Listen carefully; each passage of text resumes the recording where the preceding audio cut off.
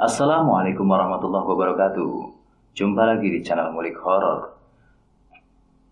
Semoga sahabat Ngulik Horor semuanya diberikan kesehatan dan juga kemudahan-kemudahan untuk menjalani kehidupan sehari-hari. Tidak lupa, Mimin selalu ingatkan untuk selalu tekan like, komen, dan juga subscribe-nya agar tidak ketinggalan notifikasi terbaru dari channel Ngulik Horor ini. Pada kesempatan video kali ini, Ngulik Horor akan menceritakan tentang pesugihan tumbal bayi tetangga yang ditulis oleh Andi Rianto. Dan tidak lupa, Mimin ingatkan bahwa nama dan link sudah saya sertakan di dalam kolom deskripsi. Masih bersama saya Edward dan juga Ngulik Horor. Mari kita masuk ke pokok ceritanya. Pagi di bulan Agustus tahun 2009 pukul 8 waktu Indonesia Barat, ada dua orang pria bertandang ke rumahku. Mereka berasal dari Desa Luwung Gede, Kabupaten Brebes. Mereka sangat aku kenal karena kami pernah bekerja bersama di salah satu perusahaan dagang ikan asin milik perseorangan di daerah pesisir pantai Kota Tegal. Setelah mereka, aku persilahkan masuk ke dalam ruang tamu dan duduk di kursi tamu. Kami pun mulai berbasa-basi dan saling menanyakan tentang kabar masing-masing. Mudi adalah salah satu nama dari kedua orang pria itu. Mulai membuka percakapan.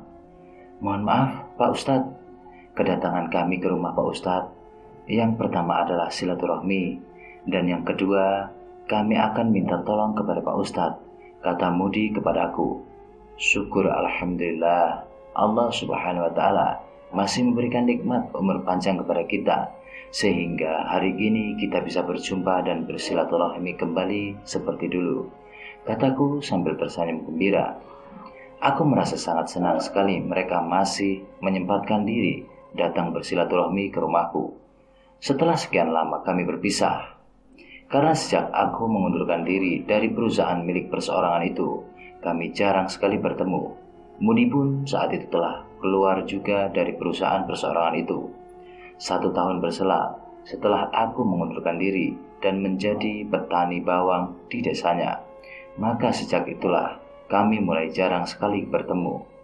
Selain kesibukan kami masing-masing, juga karena jarak tempuh yang cukup jauh antara tempat tinggalku di Kota Tegal dan desa mereka yang terpencil di daerah Kabupaten Brebes.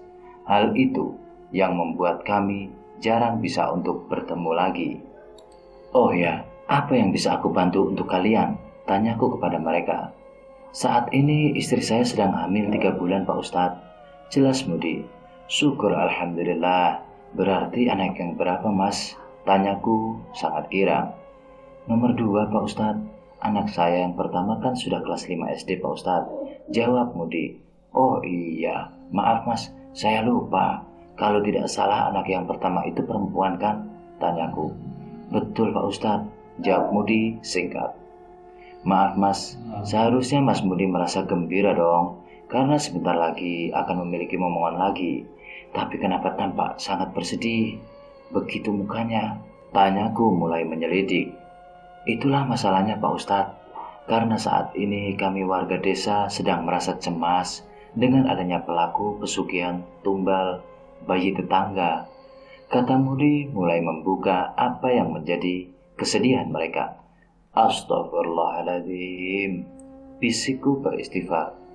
Sudah banyak dari warga desa yang kehilangan bayi mereka saat kelahiran Pak Ustadz, jelas Mudi. Saat bayi mereka lahir tiba-tiba langsung meninggal dunia dengan seluruh tubuh membiru. Padahal beberapa hari sebelumnya tidak ada tanda-tanda apapun, jelas Mudi lagi.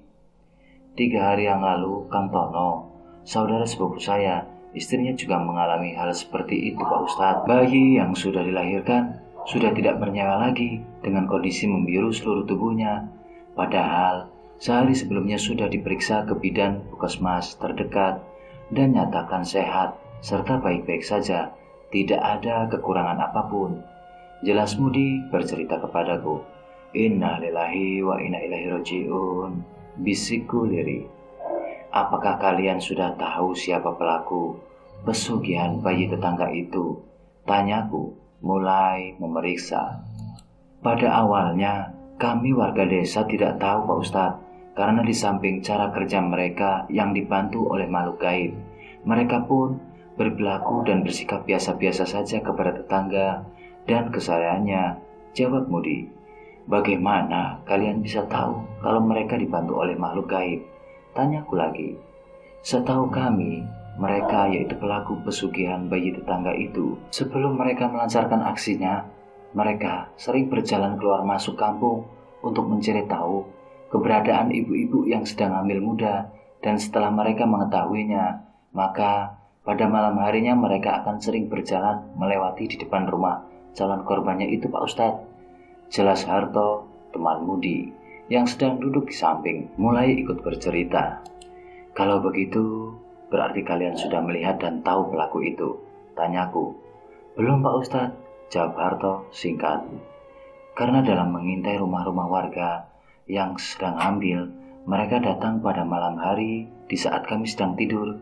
Mereka datang dalam wujud anjing dengan ukuran yang lebih besar dari ukuran anjing pada umumnya Pak Ustadz. Jawab Modi. Hah? Gumamku terkejut. Kami para warga dan desa sangat hafal dengan beberapa warga kami yang memelihara anjing, tapi tidak ada yang besar seperti itu Pak Ustadz, timpal Harto. Dan pada saat kami mulai mencurigai dan memergoki anjing itu, kami pun mengikutinya dari belakang.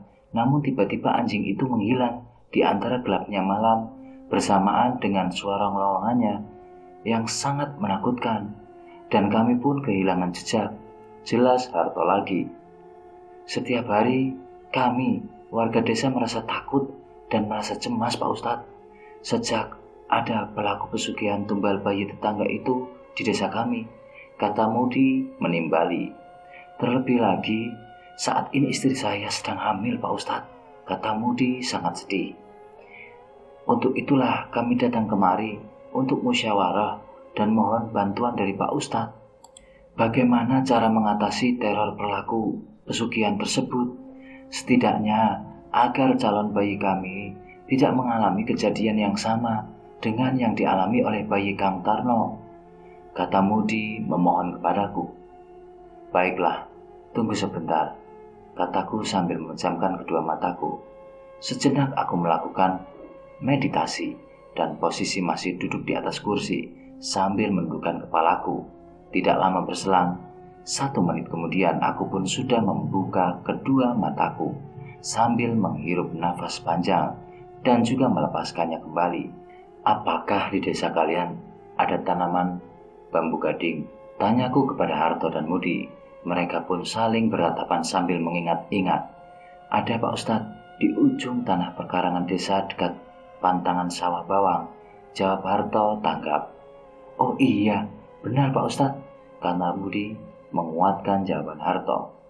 Bambu gading itu diapakan Pak Ustadz? Tanya Mudi dengan wajah jenaka.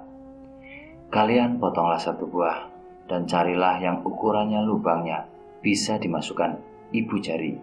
Lalu potonglah pada bagian bawah ros sekat bambu dengan panjang 25 cm ke arah atas.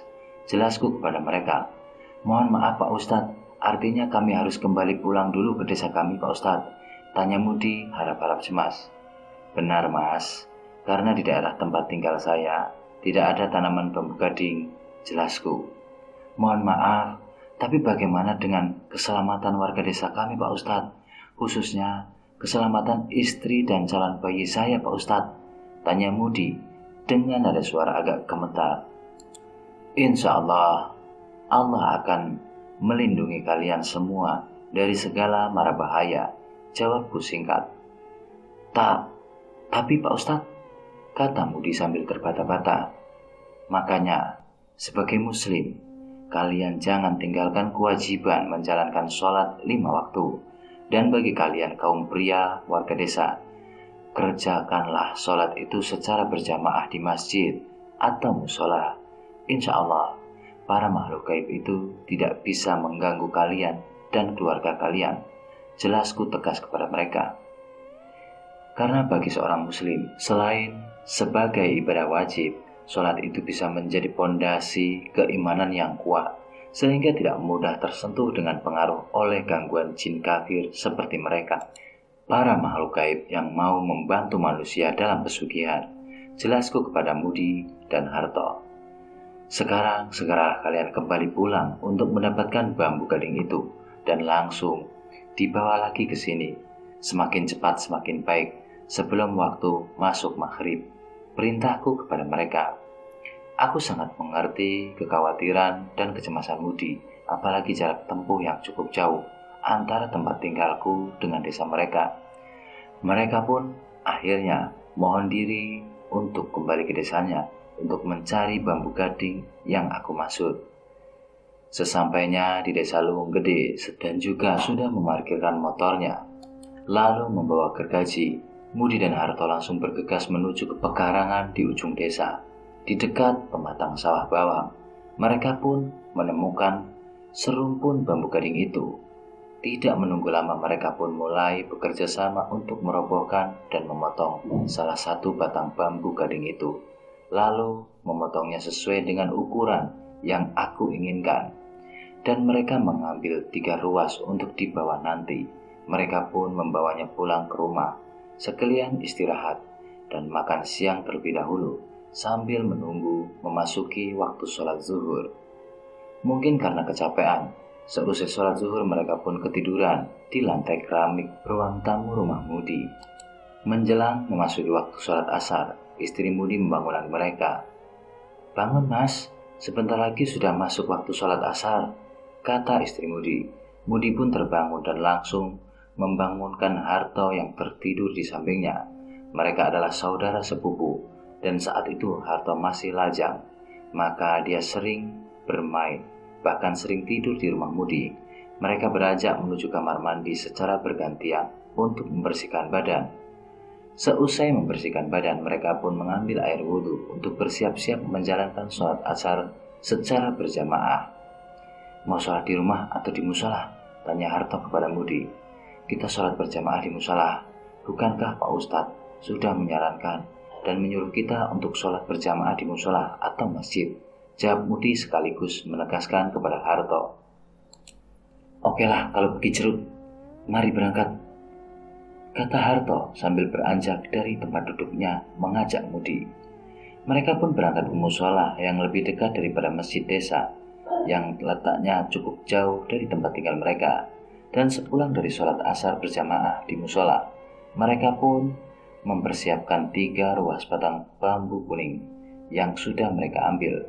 Setelah berpamitan kepada istrinya, Mudi pun mengambil motor Honda miliknya dan berboncengan dengan Harto langsung gaspol berangkat menuju kota Tegal.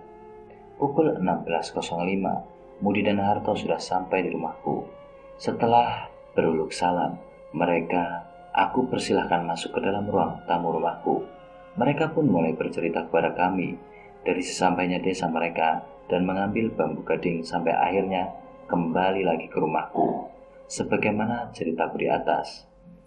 Sambil membuka bungkusan kantong plastik hitam, Mudi mulai membuka pembicaraan.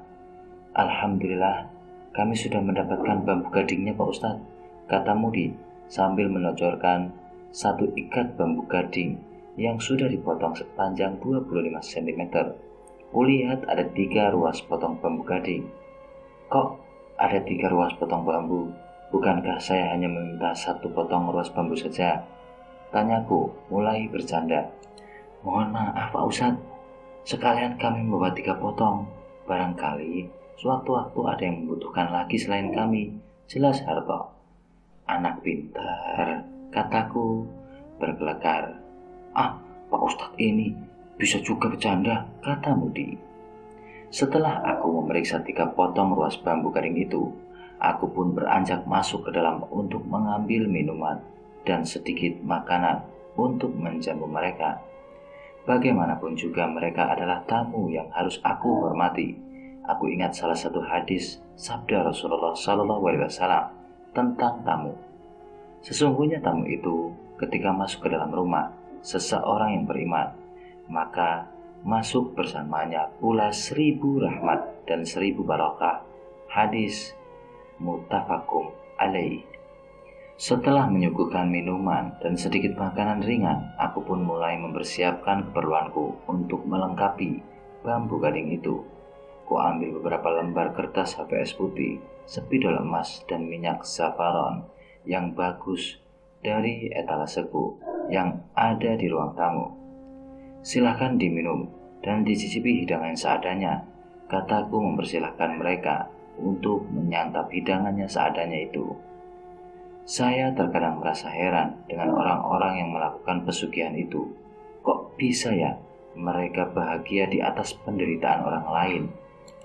Mereka sudah tidak memiliki hati nurani, Pak Ustadz, karena bagi mereka yang penting dirinya dan keluarganya yang bisa hidup senang dan bahagia, terpenuhi segala keinginannya, dan mendapatkan harta yang berlimpah. Selah harta, bagaimana Mas Harto bisa tahu mereka mendapatkan harta yang berlimpah? Tanyaku keheranan. Betul Pak Ustadz, kata Mudi memperkuat jawaban Harto. Pelaku pesugihan tumbal bayi tetangga itu setelah malam harinya berhasil mendapatkan tumbal bayi, biasanya keesokan harinya akan memborong dan membeli sawah, Pak Ustadz. Dan bukan hanya itu saja, mereka juga membeli kendaraan baru, padahal kendaraan yang dimiliki sebelumnya masih bagus juga. Jelas Mudi. Astagfirullahaladzim, gumamku beristighfar. Dengan begitu bukankah semakin menimbulkan kecurigaan dari warga desa kepada mereka? Tanyaku kepada mereka. Benar Pak Ustadz, tapi mereka tidak pernah peduli dengan masalah itu, karena bagi mereka yang penting adalah tujuannya telah berhasil, yakni mendapatkan uang yang sangat banyak. Lanjut Mudi. Astagfirullahaladzim, gumamku kembali beristighfar. Dengan begitu bukanlah semakin menimbulkan kecurigaan dari warga desa kepada mereka? Tanyaku. Benar Pak Ustadz, tapi mereka tidak pernah peduli dengan masalah itu, karena bagi mereka yang penting tujuannya telah berhasil, yakni mendapatkan uang banyak. Lanjut Mudi. Astagfirullah, gumamku kembali beristighfar. Aku berpikir sejenak dan bertanya di dalam hati, jika memang demikian, mengapa tidak ada warga desa yang bertindak untuk mendatanginya secara ramai-ramai? Apakah kalian warga desa tidak ada yang pernah untuk mendatangi pelaku pesugihan bayi tetangga itu? Tanyaku kepada mereka. Kami warga desa merasa ketakut Pak Ustadz, karena dulu Pak RW dan Pak RT sempat pernah mewakili warga desa untuk mendatangi dan menanyakan hal itu, tapi tidak bisa menyelesaikan masalah. Justru mereka mengancam bahwa kalau warga desa tidak bisa menunjukkan buktinya, maka kami akan dibawa ke kantor polisi dengan tuduhan pencemaran nama baik. Jelas Harto. Benar Pak Ustadz. Apalagi di antara pelaku pesugihan tumbal bayi itu masih kerabat dari kepala desa kami, kata Mudi mengimbuhi. Sulit juga ya, bisiku. Baiklah, mungkin untuk saat ini kita belum bisa mengatasi para pelaku itu, tapi setidaknya kita mengambil tindakan ikhtiar untuk mengantisipasi dan melindungi keluarga masing-masing, khususnya bagi warga desa yang saat ini istrinya sedang hamil, kataku menghimbau kepada mereka. Untuk itulah saya menyuruh kalian untuk mengambil bambu gading itu, yakni sebagai piranti atau sarana sekaligus wasilah untuk mendapatkan perlindungan dari Allah Subhanahu wa Ta'ala, agar rumah kalian tidak bisa dimasuki oleh makhluk jin, terutama para jin kafir yang membantu para pelaku pesugihan tumbal bayi tetangga itu. Jelasku kepada mereka. Iya Pak Ustadz, caranya bagaimana? Tanya Harto menyela. Sebelum saya nanti membuatkan piranti atau sarana dengan bambu gading itu, perlu kalian ketahui bahwa bambu gading ini dan segala sarana lainnya itu adalah semata-mata hanyalah wasilah ataupun perantara dan bukan apa-apa, karena yang memiliki kekuatan itu hanyalah Allah Subhanahu wa Ta'ala, Rabb yang Maha Kuasa. Jelasku kepada mereka. Yang akan melindungi kalian para warga desa dari gangguan jin kafir itu adalah Allah Subhanahu wa Ta'ala, bukan bambu gading dan sarana yang lainnya. Jadi kalian jangan sampai salah paham dalam mengartikan atau meyakini. Jelasku. Kulihat mereka sepertinya belum mengerti apa yang aku sampaikan. Mereka saling bertatapan satu dengan yang lainnya. Kulihat Mudi dan Harto mengerti apa yang aku maksudkan. Maka aku pun memberikan gambaran kepada mereka, seperti halnya perahu yang besar atau bahtera yang dibuat oleh Nabi Nuh alaihissalam yang telah beliau buat untuk menampung para pengikutnya, bahkan seluruh binatang-binatang pada saat itu, yaitu untuk mempersiapkan diri dari banjir bandang yang akan terjadi pada zaman itu. Jelasku kepada mereka, dan dengan izin serta kebesaran Allah Subhanahu wa Ta'ala, Nabi Nuh beserta kaum pengikutnya, juga semua binatang yang ikut naik ke atas perahu beliau, selamat dari banjir bandang. Jelasku lagi kepada mereka, bahtera atau perahu Nabi Nuh alaihissalam itu hanya sebagai wasilah atau piranti atau sarana saja, tapi pada hakikatnya Allah Subhanahu wa Ta'ala yang menolong dan menyelamatkan Nabi Nuh bersama para pengikutnya dari banjir bandang, dan dengan atau melalui perahu itu. Jelasku lanjut kepada Mudi dan Harto. Oh iya, paham Pak Ustadz, kata Harto. Iya, paham Pak Ustadz, kata Mudi. Syukur alhamdulillah kalau kalian sudah mengerti, kataku menimpali jawaban mereka. Nah, kalau kalian sudah mengerti, maka saya akan mulai untuk membuat piranti atau wasilah ini, sambungku. Mohon maaf, saya tinggal sebentar karena saya akan mengambil air wudhu terlebih dahulu. Pamitku kepada mereka berdua. Baik Pak Ustadz, kami tunggu, jawab mereka hampir serempak. Sekembalinya dari mengambil air wudhu, aku pun mempersiapkan kertas HVS warna putih polos, beberapa lembar. Saya mohon kepada Mas Mudi dan Mas Harto untuk bisa membantu saya selama saya membuat piranti ini, kataku memohon kepada mereka. Siap Pak Ustadz, tapi apa yang bisa kami lakukan untuk membantu Pak Ustadz? Karena untuk membaca ayat-ayat suci Al-Quran pun kami masih gelagapan Pak Ustadz, kata Harto jujur kepadaku. Betul Pak Ustadz, kata Mudi yang menguatkan. Aduh, saya hanya menyuruh kalian untuk membaca sholawat Nabi selama saya menulis ayat-ayat suci Al-Quran di atas kertas HVS putih ini sampai selesai. Paham? Jelasku kepada mereka. Oh, iya Pak Ustadz, paham. Maka aku pun mulai menulis beberapa ayat suci Al-Quran di atas kertas HVS putih itu dengan spidol quote, marker, sampai 2 lembar HVS. Kulihat Mudi dan Harto dengan setengah berbisik masih membaca sholawat Nabi, bahkan sampai aku selesai merapikan kedua lembar kertas HVS putih itu. Alhamdulillah, sudah selesai, cukup, kataku memberi aba-aba kepada mereka untuk berhenti membaca sholawat Nabi. Mereka pun berhenti membaca sholawat Nabi bersamaan. Selanjutnya aku baluri kedua telapak tanganku dengan minyak parfum zafaran yang sudah aku siapkan di atas meja. Setelah mereka di seluruh kedua telapak tanganku, lalu aku pun mengatupkan kedua telapak tanganku di depan dadaku. Sambil memejamkan kedua mataku, aku mulai bermeditasi dan berafirmasi untuk menyalurkan energi murni cahaya dari penjuru alam semesta, cahaya cinta kasih ilahi dan cahaya ala rahmatan lil alamin. Setelah beberapa saat kemudian, aku pun mengakhiri meditasiku dan membuka kedua mataku. Lalu kubuka kedua telapak tanganku dan aku sematkan di atas kertas HVS yang sudah kutulis beberapa ayat suci Al-Quran sebelumnya. Aku sematkan selama beberapa detik hingga seluruh warna merah darah dari minyak parfum zafaran itu benar-benar menempel dan membekas di atas kertas HVS putih itu. Bila dilihat kedua kertas putih HVS itu, maka ada cap bekas kedua telapak tanganku yang berwarna merah darah.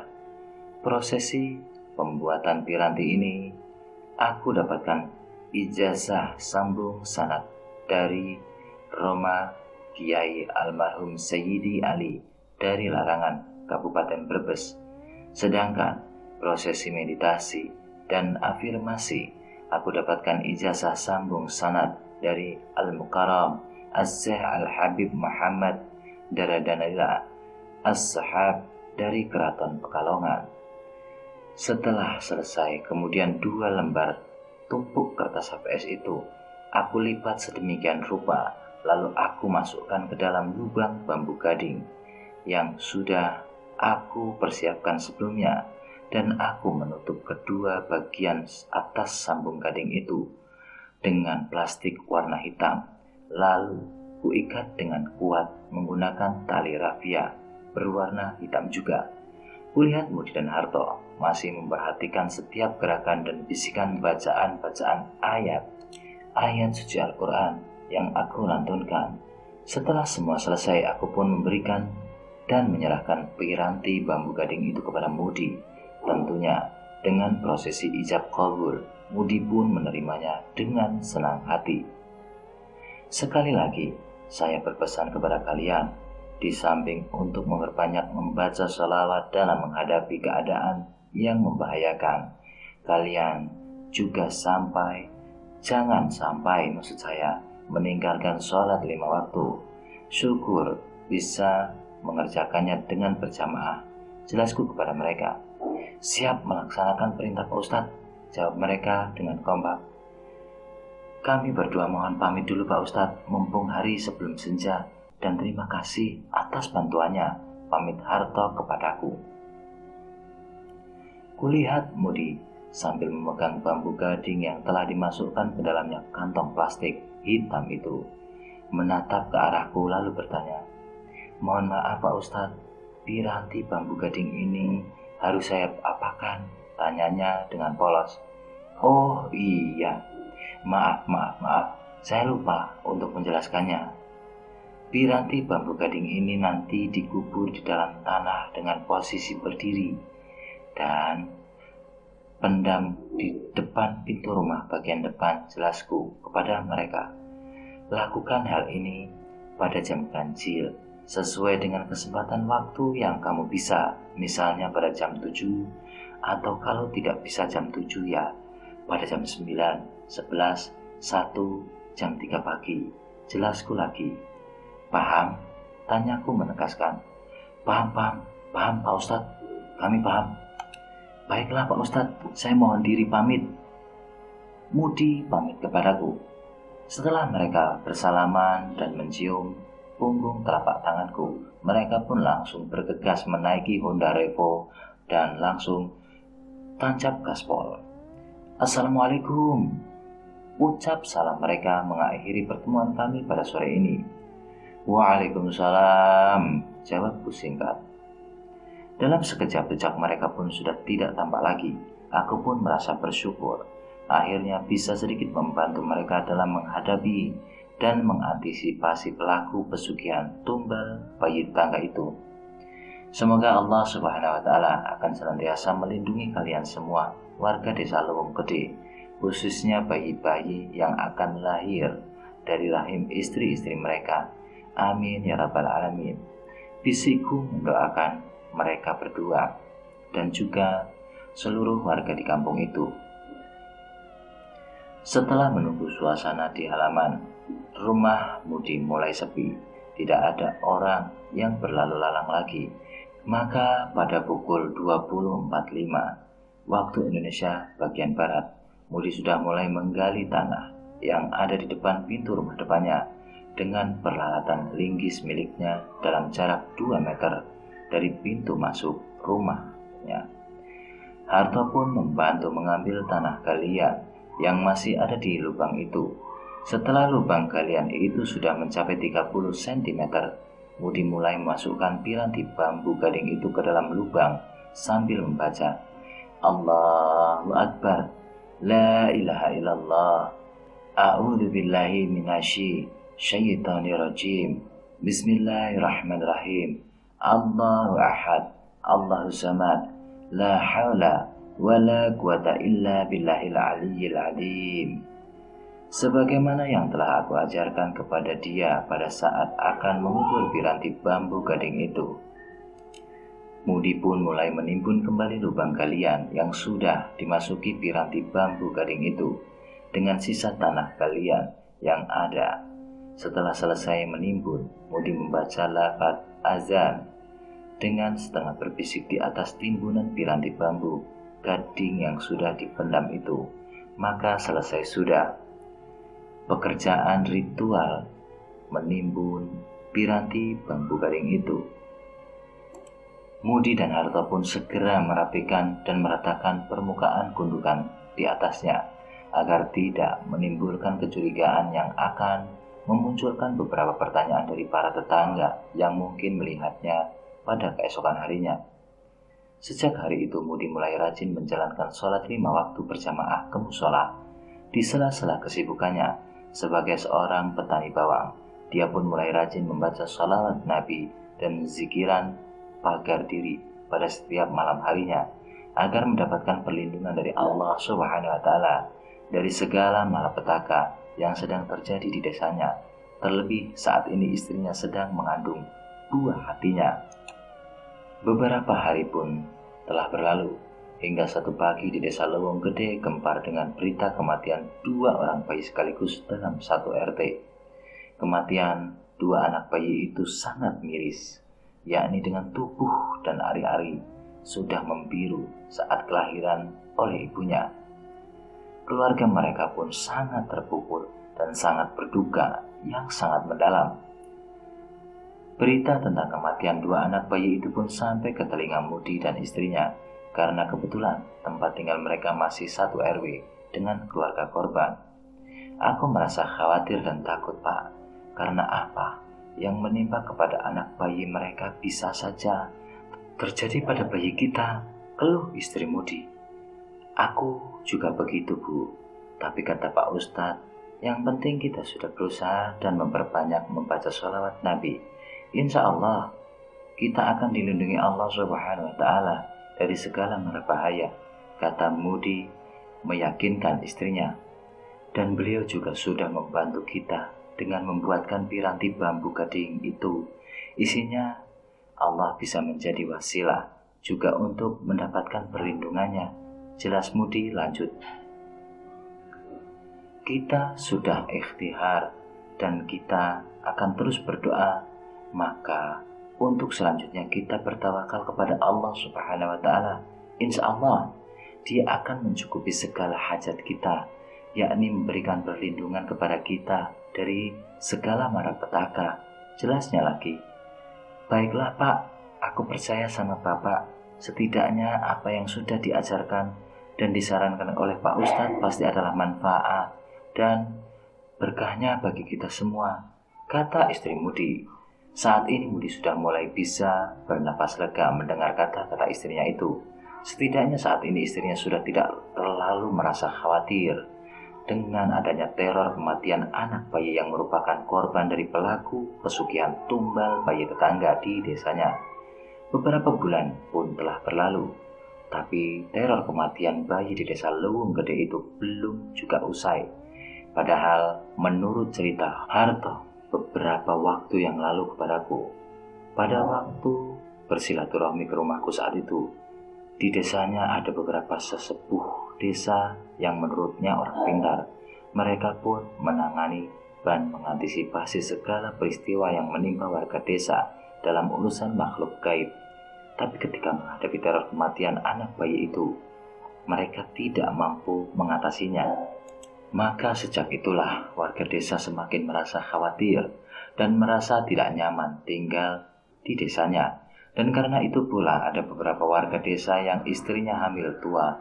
Mereka memilih mengungsi ke desa saudaranya yang jauh dari desanya untuk menghindari kejadian yang tidak diinginkan itu. Saat ini usia kandungan istri Mudi sudah memasuki bulan yang ke-8. Meskipun masih ada tersisa kekhawatiran di dalam hati mereka, namun mereka telah memiliki keyakinan yang sangat kuat bahwa Allah Subhanahu wa taala Rabb yang Maha Kuasa dan menguasai seluruh alam semesta dan menguasai semua makhluk ciptaannya, termasuk makhluk gaib yang saat ini menjadi backing pelaku pesugihan tumbal bayi tetangga itu. Pagi ini Ketika Mudi sedang bersiap-siap berangkat dalam perjalanan menuju ke sawahnya, tiba-tiba dia berpapasan dengan seorang laki-laki yang sudah tua, berpakaian baju lurik khas adat Jawa dan kain ikat kepala hitamnya. Dia menghentikan langkahnya.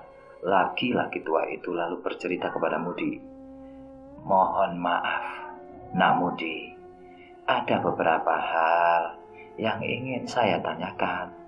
Itu pun jika tidak mengganggu," kata laki-laki tua itu. "Iya silakan Mbah, tidak apa-apa," kata Mudi. Beliau adalah salah satu sesepuh desa, sekaligus dianggap orang pintar oleh warga desa setempat, dan beliau lebih akrab dipanggil dengan sebutan Mbah oleh warga desa. Karena selain usianya yang memang sudah di atas 70 tahun, mereka juga dipercaya memiliki indera keenam. "Begini Nak Mudi, kebetulan semalam pada pukul 9 malam, saya bermaksud akan membeli rokok di warung sebelah rumahmu.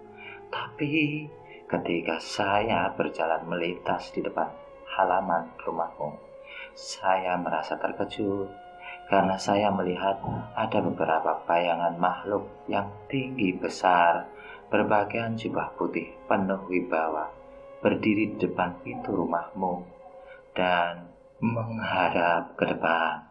Mereka memancarkan maksud saya aura yang sangat baik dan juga sangat tegas. Bahkan saya pun sempat merinding melihat karismanya," kata laki-laki tua itu. "Mohon maaf, kalau saya boleh tahu, Nak Mudi mendapatkan mereka dari mana?" tanyanya kepada Mudi. Mudi pun belum sempat menjawab karena laki-laki tua itu masih melanjutkan kata-katanya. "Kami para sesepuh desa sangat menyadari bahwa saat ini warga desa sedang merasa sangat cemas dan khawatir dengan adanya teror kematian anak bayi yang mengenaskan dan tiba-tiba saat dilahirkan, dan kami pun tidak bisa berbuat banyak untuk membantu warga desa. Karena itulah mungkin warga desa bertebaran mencari pertolongan dan bantuan kepada orang pintar dari luar desa kita," jelasnya kepada Mudi. "Mohon maaf sekali lagi Nak Mudi, bukannya saya ingin tahu urusan orang lain, tapi karena apa yang saya lihat semalam mungkin baru pertama kali ini saya lihat sepanjang hidup saya," jelasnya lagi. "Iya Mbah, mohon maaf atas kelancangan kami," kata Mudi sebelum menjawab pertanyaan dari laki-laki tua yang ternyata adalah sesepuh desa tersebut. "Mohon maaf Mbah, karena kami merasa sangat khawatir dengan adanya teror yang menimpa desa kita. Terlebih lagi saat itu istri saya sedang hamil, maka kami pun berinisiatif untuk mencari orang yang bisa membantu kami dari persoalan yang kami hadapi saat ini sebelum segalanya terlanjur terjadi," jelas Mudi. "Kebetulan kami mempunyai kenalan seorang ustadz dari kota Tegal. Beliau dulu pernah membantu saya pada saat saya kehilangan kunci sepeda motor beserta dompet dan surat-suratnya yang jatuh dalam perjalanan pulang dari Tegal ke Brebes. Dan atas bantuan beliau, kami pun menemukan kembali," jelas Mudi. "Dan ketika kami mengalami teror di desa kita itulah kami pun ingat dengan beliau dan akhirnya kami bersilaturahmi ke rumah beliau sekaligus bermusyawarah untuk mencari cara dan jalan yang terbaik agar bisa terhindar dari kekejaman pelaku pesugihan tumbal bayi tetangga itu," jelas Mudi lagi kepada Mbah itu. Lalu Mudi pun bercerita kepada laki-laki tua sesepuh kampung itu. "Mulai sejak kusuruh untuk mencari bambu gading sampai kubuatkan piranti bambu gading itu dengan segala sarana lainnya hingga selesai dan dikubur di depan pintu rumahnya. Syukurlah kalau begitu. Saya percaya beliau orang baik dan tidak akan menjerumuskan kalian pada jalan yang buruk dan sesat. Kata sesepuh desa itu, jika anak Mudi bertemu dengan beliau lagi, tolong sampaikan salam hormat saya kepadanya dan sampaikan juga rasa terima kasih kami atas bantuannya kepada warga desa kami. Kata sesepuh desa itu lagi, baik Mbah, insya Allah nanti akan kami sampaikan kepada Pak Ustadz, jawab Mudi. Laki-laki tua sesepuh desa itu pun mohon pamit kepada Mudi dan pergi meninggalkan Mudi yang telah bersiap-siap untuk berangkat menuju ke sawahnya. Mohon maaf teman-teman, saya hanya ingin menceritakan kisah nyata ini apa adanya tanpa sedikit pun memiliki niat, riya atau apapun. Dan saya juga mohon maaf, di sini saya hanya menyampaikan dari sang penulis yang di sini sebagai tokoh menjadi Pak Ustadz tersebut. Terima kasih dan kita lanjutkan ceritanya. Tentu saja masih bersama saya Edward dan juga ngulik horor. Menurut hasil pemeriksaan terakhir dari Bidan Puskesmas Desa pertengahan bulan Februari 2010 merupakan HPL, hari perkiraan lahir istri Mudi, maka Mudi pun mulai meningkatkan kewaspadaan dari segala kemungkinan yang bisa terjadi kepada buah hatinya yang saat ini sedang dikandung oleh istrinya. Beberapa hari sebelum memasuki HPL itulah Mudi pun bertandang ke rumahku lagi. Dan kali ini dia datang sendirian, tidak bersama Harto, sambil membawa beberapa ikat bawang hasil panennya, serta gula dan teh sekedar sebagai oleh-oleh buatku. Setelah berbasa-basi sebagai seorang tamu, dia pun akhirnya menyampaikan maksud dan tujuannya datang ke rumahku. Mohon maaf Pak Ustadz untuk terus membantu kondisi di desa kami, khususnya di rumah kami, karena beberapa hari lagi istri saya akan melahirkan Pak Ustadz, kata Mudi, membuka percakapan di ruang tamuku. Insya Allah, semoga bayi Mas Mudi akan selalu dalam lindungan Allah Subhanahu wa Ta'ala, kataku berharap dengan doa dan mendoakannya. Pesan saya yang penting, Mas Mudi jangan pernah meninggalkan sholat 5 waktu secara berjamaah dan tetap untuk memperbanyak membaca sholawat di rumah. Perintahku kepada Mudi. Baik Pak Ustadz, baik, jawab Mudi. Meskipun sedang mengamalkan apa yang pernah aku perintahkan kepadanya, Mudi tetap masih ada kekhawatiran dalam hatinya.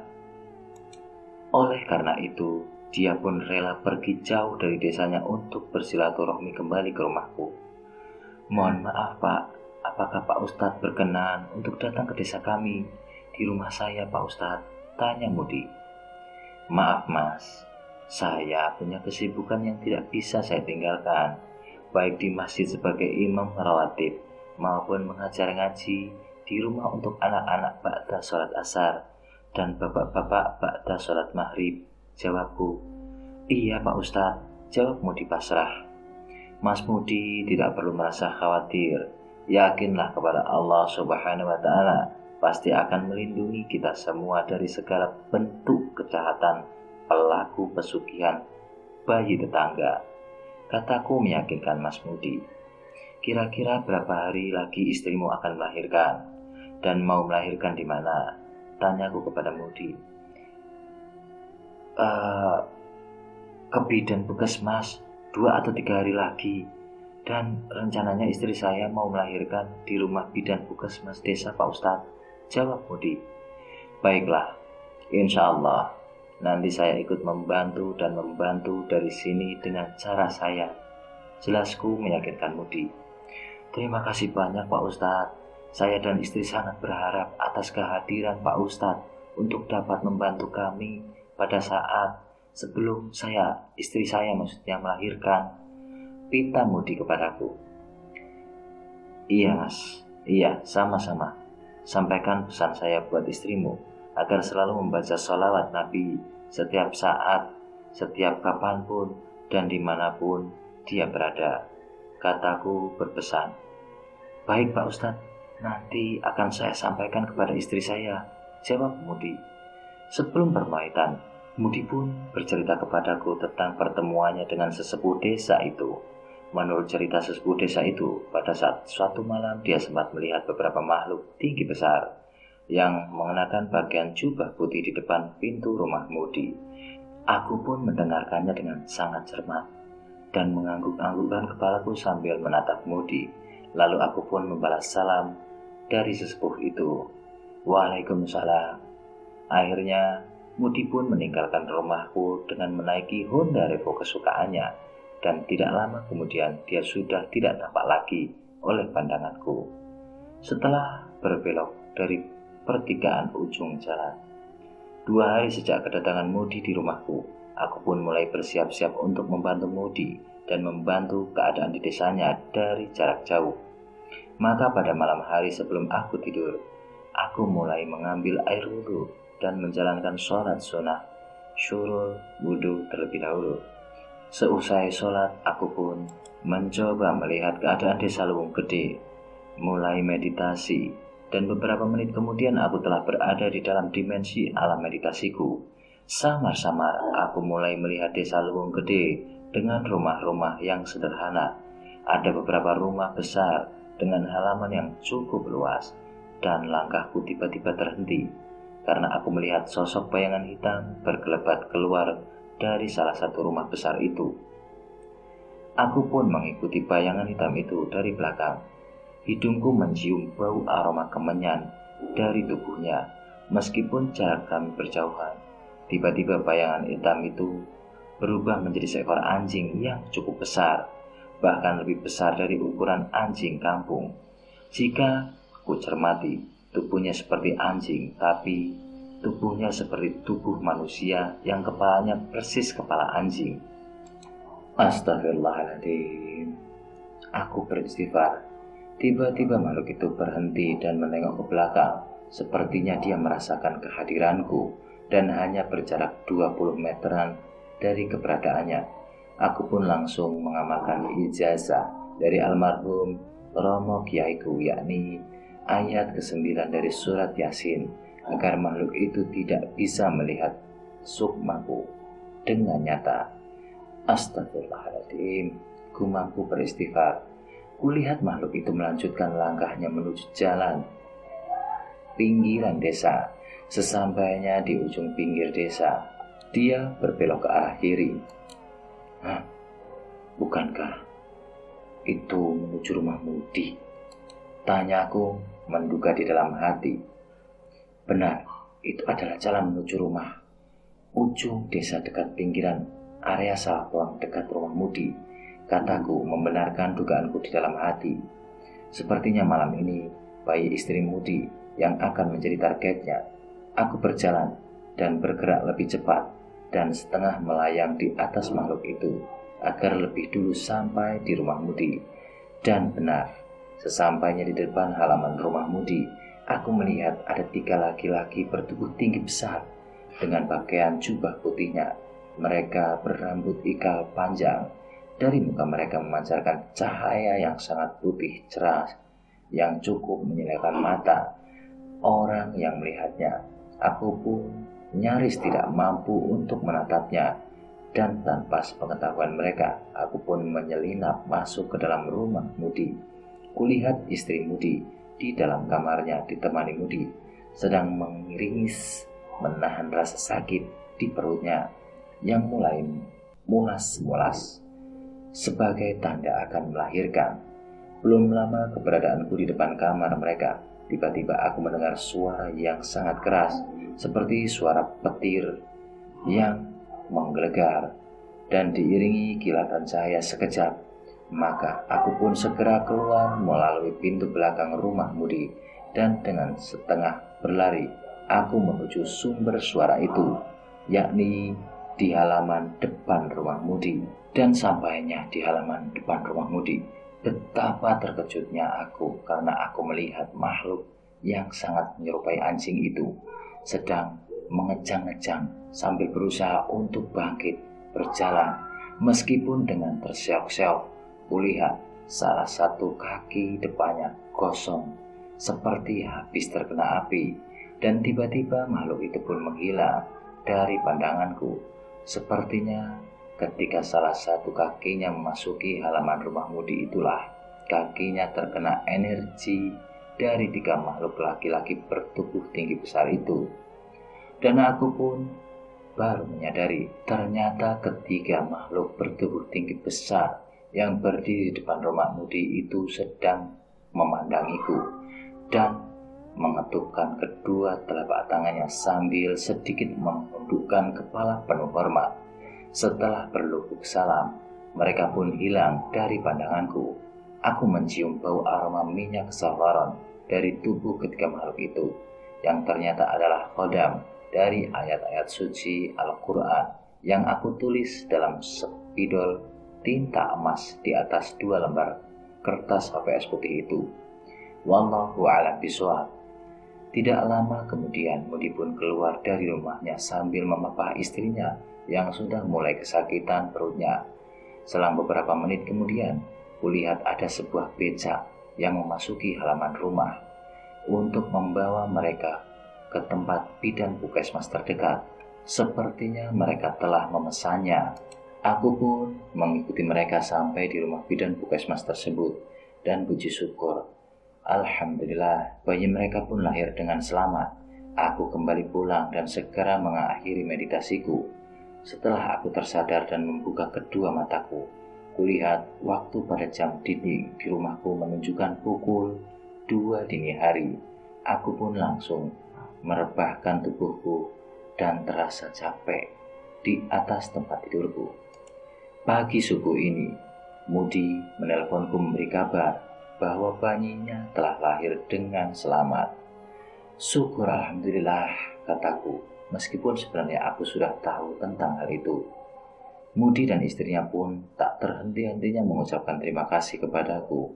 Aku bisa merasakan betapa bahagianya mereka saat itu, karena buah hatinya telah lahir dalam keadaan sehat dan selamat, tidak kurang satu apapun. Iya, sama-sama Mas. Yang penting, Mas Mudi selalu ingat apa yang menjadi pesan saya, kataku sambil mengingatkan. Iya Pak Ustadz, insya Allah kami akan selalu ingat, dan pesan Pak Ustadz, kami akan tetap menjalankan ibadah sholat wajib 5 waktu secara berjamaah, jawab Mudi. Baiklah, selamat atas kelahiran putra kalian. Yang kedua, semoga kelak dia akan menjadi anak yang soleh, berbakti kepada kedua orang tuanya, berguna bagi masyarakat, bangsa, negara, dan juga tentunya agamanya, kataku sambil mendoakan putranya. Amin, amin ya rabbal alamin. Terima kasih Pak Ustadz, kata Mudi mengamini doaku untuk putranya. Mudi pun mengakhiri telepon dan berpamitan kepadaku untuk mengurusi pekerjaan barunya, yakni melayani dan membantu istrinya serta buah hati mereka. Keesokan harinya di desa Lewung Gede gempar karena ada seorang pelaku pesugihan tunggal bayi tetangga yang lengan kanannya mengalami luka bakar dan melepuh hingga berwarna hitam. Pada awalnya warga tidak mengetahui kejadian ini, tapi ketika pelaku pesugihan itu keluar dari rumah mereka pagi-pagi pukul 8 bersama istrinya dan mereka bermaksud akan pergi berobat ke dokter, maka pada akhirnya warga desa memergoki mereka dan melihat keadaan lengan kanan pria tersebut. Pria pelaku pesugihan itu dalam keadaan hitam dan melepuh. Tetangga dan warga desa sebenarnya sudah tahu dan curiga kepada para pelaku pesugihan itu. Namun karena mereka merasa takut dan tidak mau berurusan dengan para pelaku pesugihan itu, akhirnya sebagian besar warga desa itu lebih memilih diam. Berita tentang salah satu pelaku pesugihan yang mengalami luka bakar pada salah satu lengannya itu menjadi viral di desa mereka, mulai dari kalangan orang tua, remaja, bahkan dari kalangan anak-anak. Kejadian tersebut dihubung-hubungkan dengan kelahiran bayi dari istri Mudi yang kebetulan pada hari itu menjadi satu-satunya wanita yang melahirkan di desanya. Maka banyak warga desa yang berspekulasi bahwa salah satu pelaku pesugihan tumbal bayi tetangga yang mengalami luka bakar pada lengannya itu adalah pelaku pesugihan yang semalam mendatangi rumahnya Mudi. Biar tahu rasa tuh, celetuk salah satu warga yang sedang bergerombol di pos kamling. Iya betul, biar mereka merasakan sakit itu seperti apa.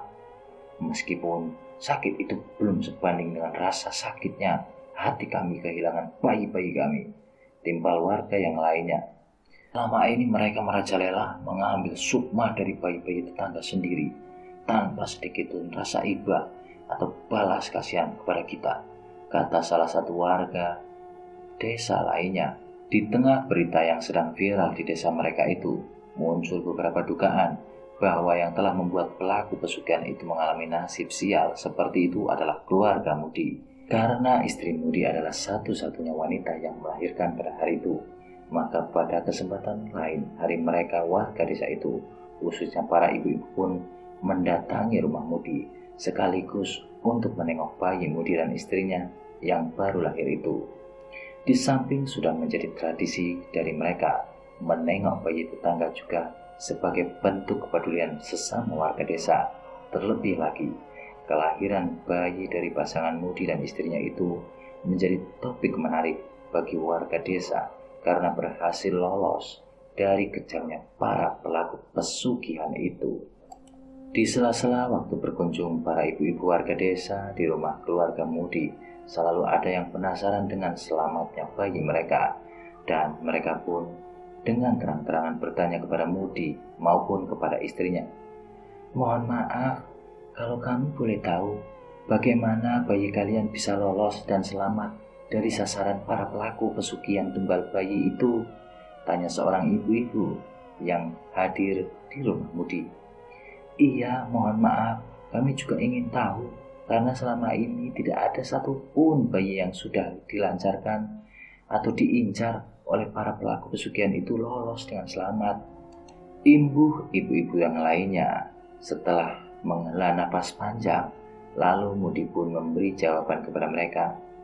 Kami sangat bersyukur, alhamdulillah, karena bayi kami sehat dan selamat, tidak kurang satu apapun, dan juga tidak mengalami hal-hal buruk sebagaimana kejadian yang telah dialami oleh bayi-bayi para tetangga kita sebelumnya. Jelas Mudi? Iya betul, tapi sebenarnya apa yang kalian miliki dan yang telah kalian lakukan sehingga para pelaku itu tidak berdaya untuk mengambil sukma bayi kalian, bahkan mereka mengalami celaka, tanya ibu-ibu yang lainnya. Sebenarnya kami tidak memiliki satu apapun yang istimewa untuk mengantisipasi kekejaman para pelaku pesugihan tunggal bayi itu, atau melakukan apapun untuk melindungi istri dan bayi kami. Jelas Mudi lagi menutupi ikhtiar yang lainnya. Kami hanya menjelaskan atau kami hanya menjalankan kewajiban kami sebagai seorang muslim, yakni menjalankan sholat 5 waktu secara berjamaah dalam sehari semalam, dan jauh-jauh dari kami juga memperbanyak membaca sholawat Nabi kapanpun dan dimanapun kami berada. Jelas Mudi lebih lanjut. Mereka para ibu-ibu yang hadir di ruang tamu rumah pasangan Mudi dan istrinya itu pun mengangguk-anggukkan kepala mereka sambil menyebut Subhanallah, hingga akhirnya mereka pun berpamitan kepada tuan rumah untuk kembali pulang ke rumahnya masing-masing. Dan setibanya mereka di rumah masing-masing, mereka pun bercerita kepada keluarga mereka apa yang sebenarnya dilakukan dan diamalkan oleh Mudi dan istrinya, sehingga bayi mereka bisa sehat dan selamat dari target pelaku pesugihan desa mereka itu. Dalam hitungan menit, cerita dari mulut ke mulut oleh ibu-ibu warga desa itu pun sudah menyebar ke seluruh lapisan masyarakat warga desa tersebut, hingga sampai juga ke telinga keluarga pelaku pesugihan tumbal bayi tetangga itu. Mereka seperti telah mendapatkan peringatan yang cukup keras, bak terkena cambuk kuda lumping. Mereka semenjak hari itulah para pelaku pesugihan itu pun mulai lebih hati-hati dalam melancarkan aksi-aksinya. Mereka tidak gegabah seperti pada waktu sebelumnya. Mereka lebih selektif lagi, memilih-milih atau memilah-milah tiap target yang akan menjadi sasaran berikutnya agar tidak sampai terulang lagi kejadian yang menimpa salah satu pelaku pesugihan itu. Dan sampai di sini cerita yang ditulis oleh Andi Rianto sebagai penulis, yang nama dan juga linknya sudah saya sematkan pada kolom deskripsi di channel ini. Terima kasih saya ucapkan bagi para penggemar channel Ngulik Horor yang sudah hadir dan juga mendengarkan sampai selesainya cerita ini. Dan tidak lupa juga, saya Edward mengingatkan agar melakukan like, komen, dan juga subscribe agar channel ini tumbuh menjadi lebih baik dengan komen-komen positif teman-teman semuanya, dan juga kalian tidak ketinggalan notifikasi terbaru, video terbaru dari channel Ngulik Horor. Terima kasih. Wassalamualaikum warahmatullahi wabarakatuh. Ngulik Horor.